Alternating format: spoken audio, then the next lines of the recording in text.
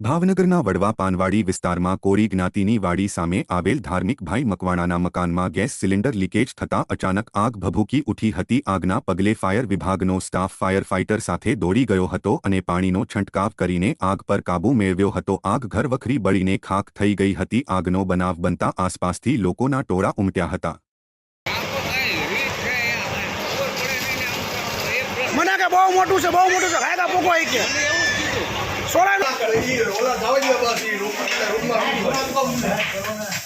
એલા ટોર્ચ કોની પાસે છે બરાબર લાવ એક મિનિટ લાવા તમારે ફોટો લેવો એટલે કે સેટ કરી લઈ લે ભાઈ થઈ ગઈ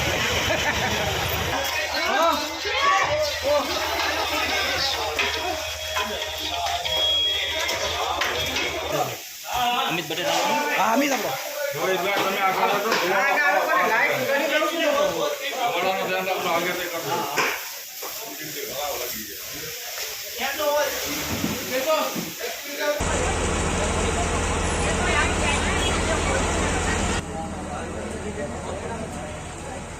દરવાજા ખુલ્લાવાની બંધ કરી દઈ